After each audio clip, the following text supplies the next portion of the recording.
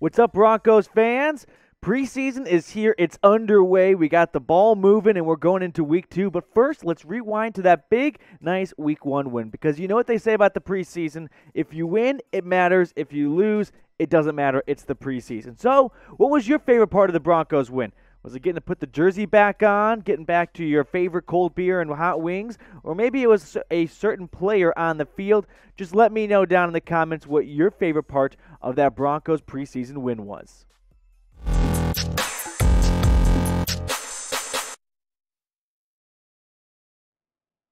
Welcome into the Broncos Breakdown. I'm Matthew Peterson, and today we've got some news and we got some rumors coming at you. Let's start off with the news, and it's a little bit of rumors too mixed in. Is Denver forming one of the top running back tandems and duos in the NFL? Well, after that first preseason game, it sure looks like it. Sure, it's a small sample size, but Javonte Williams was simply magnificent for the Broncos in his debut for the NFL preseason.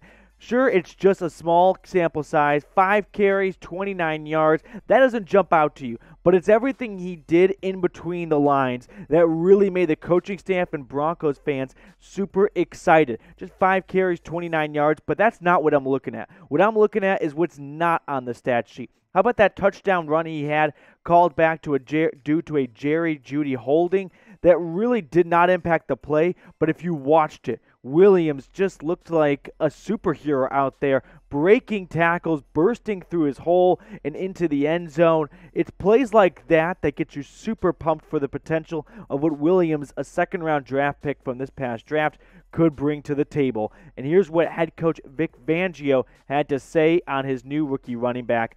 I was anxious to see him because you can look at running backs all you want in practice, and they can do good and get better. But ultimately, the number one job of a running back is to be able to make people miss or break tackles. And he was able to do that. And you could only find that in a game. So I was really anxious to see him. And obviously, he didn't disappoint. And the big takeaway there is he's right. During practice, there's not usually full speed, big tackles on running backs. You only get that in games. And we saw plenty of that, except it wasn't Williams being tackled. It was Williams just bulldozing people. And he got a lot of national attention, including ESPN's Louis Riddick, who floated this idea out there. Could Williams get to 1,000 rushing yards this season? After that, huge overreaction here. We're talking about the preseason, but why not? Let's run with it until we get to the regular season. So let me know, guys. Let's play a game. 1,000 yards for this season. This season for Williams on the ground. Type O for over, type U for under. I just want to give you this one stat nugget. Last Broncos rookie running back to get over 1,000 rushing yards. You don't have to go back far. Philip Lindsay got 1,037 rushing yards his first season in Denver. So it's very attainable, but let me know because there is some traffic in the depth chart, and that's what makes this duo so exciting. So let's check it out here, what that Broncos depth chart looks like. Of course, you've got Melvin Gordon at the top right there. Williams will be right behind him. Kind of that 1-2 punch. I just want to toss this at you, include it for Boone.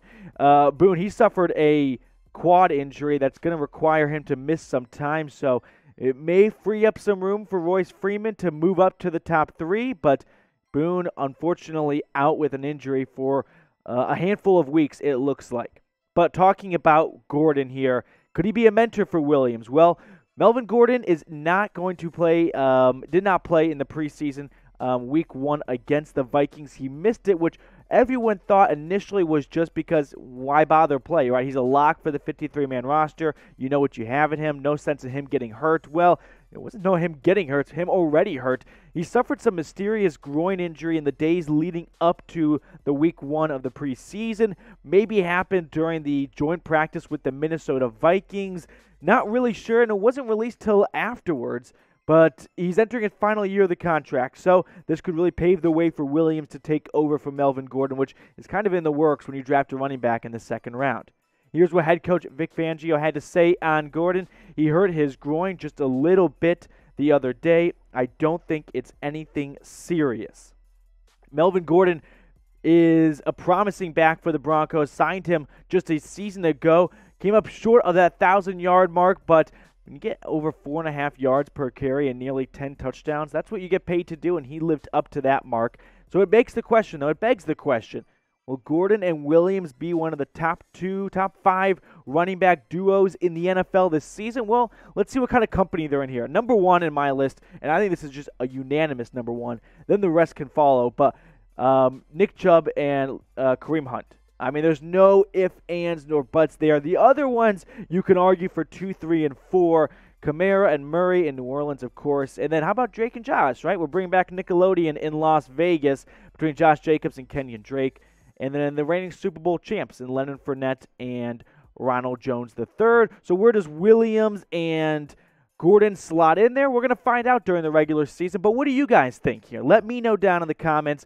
Will Denver have one of the best running back duos in the NFL in this season? If you think yes, type 1. If you think no, give me a 2, but I would just give me a 1 anyway, because it sure looks like it after we're going to overreact from just a preseason game. So don't, come after me with pitchforks here, but it's fun. It's preseason. Why not run with it a little bit? Guys, if you love the Denver Broncos, if you're getting pumped for the preseason and into the NFL regular season because it's football time, then go down, subscribe, give us another subscription. The more subscriptions we get, the more Broncos videos we can deliver. That's just how it works. We got to follow a chain here, and more subscriptions equal more videos, so go down and subscribe for more Broncos breakdowns. Next here on the Broncos Breakdown, we're going to talk about Tim Patrick and trade rumors circulating around the wide receiver.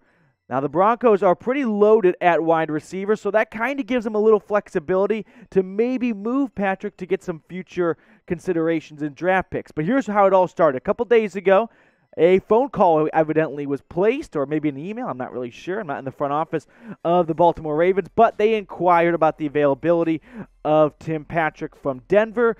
Didn't get any reports about how that conversation went, if it was a hello and goodbye on GM Payton's side, or if it's, hey, let's talk about it, what can you offer? But here's the rumor. Patrick to Baltimore, let's talk about it. Possible reuniting with the Ravens. Here's a little fun nugget for you. Tim Patrick, the undrafted free agent, was first actually picked up by the Ravens. Did not last very long, eventually made his way west to Denver, and the rest is history. But Patrick missed the first preseason game with a groin injury. It's not very serious. It's not believed to be. You're a 53-man lock. Why push it? How about you put up a jumpsuit and just sit on the sideline and look pretty? So Tim Patrick had a breakout season a year ago for the Broncos. 742 yards, over 14 yards per catch, 6 touchdowns. I mean, I can read this all day long, guys. But Tim Patrick, it was great for the Broncos. Kind of came out of nowhere a little bit after being a little bit of a sleeper for 2 seasons, but really took to form. And this is a Broncos wide receiver room that is just loaded with talent. I mean, check out Courtland Sutton. We know that. Jerry Jeudy. We know that. Patrick in the formation and in the making of a great wide receiver for the Broncos. Then you got KJ Hamler. Now you're just playing with house money here. Okay, Deontay Spencer, and then look at the bottom there. He's going to fly up, I think, on the next depth chart. But Trinity Benson, 2 touchdown grabs in the first preseason game. So if you're the GM here and you're Payton for the Broncos, you've got a lot of flexibility at this wide receiver position. You've got so much talent, it kind of makes you wonder, could you pick up something very valuable for Patrick? So let me know. You guys decide. Should the Broncos trade Tim Patrick? Type T for trade, type K for keep down in the comments. Where would he go? My first thought would be, and that's why the phone call was made, the Baltimore Ravens. The Ravens don't have that luxury of a loaded wide receiver room. Number 1, you've got Sammy Watkins, who's kind of been bouncing around lately and signed in free agency not long ago from the Kansas City Chiefs. And then you got Marquise Brown, who has been, a love-hate relationship for the Ravens. Kind of a wide receiver 1, kind of not, though. And then Rashad Bateman, that was their first-round pick from this past draft. He just underwent surgery and is going to miss a handful of weeks. Head coach Harbaugh for the Ravens said it's just going to be weeks. It's not months. They're hoping he's ready for September. It'll be a bit of a question mark for week 1. Maybe it slips into week 2 or week 3. But overall, you look at the depth chart there, there's not a ton of talent like there was for the Broncos. And it can reflect. Look at the last 3 wide receiver leaders. This is from the last 3 seasons. 2020, you've got Marquise Brown leading it with 769 yards. That's what Tim Patrick basically did last year as a wide receiver 3 for the Broncos. Then you go Marquise Brown again in 2019 with 584 yards. Brown rounds it out in 2018. Everyone in the 700 club. I mean, the last Ravens player, by the way, to get over 1,000 receiving yards, you got to go back 5 years to a guy named Mike Wallace. 2016, that's the last time a Broncos wide receiver got over that 1,000-yard threshold. So, here's my trade idea. Let me know what you guys think. But first off, Broncos would get a second-round pick. Ravens would get Tim Patrick and a 2022 7th-round pick. Here's why I put these there. First off, Tim Patrick entering the last year on a 1-year contract with the Broncos, which has its pros and cons for the Ravens side of things. The big pro is it's about $3.5 million, relatively cheap for an instant upgrade at that wide receiver position. But the downside is it's just a 1-year deal, and he's looking to get the bag, and he'll get some big money in the next free agency pool, I think. So that's why you got to toss him maybe a 7th-rounder. Plus, in the NFL, if you can't figure out what you want to do and you can't make a trade happen, you just toss in a 7th or 6th, and it seems to make everything okay. But, guys, you can be the GM here. Would you do this trade? Would you do this trade if you're the Broncos? Type A for accept or type D for decline. Me, I'm torn. You don't have to make this trade if you're the Broncos, right? You're waiting for a great offer, and that's why, is Tim Patrick worth a 2nd-rounder? Probably not, no. Probably closer to a 3rd or a 4th. But you can kind of hold the Ravens at gunpoint and go, you need a wide receiver.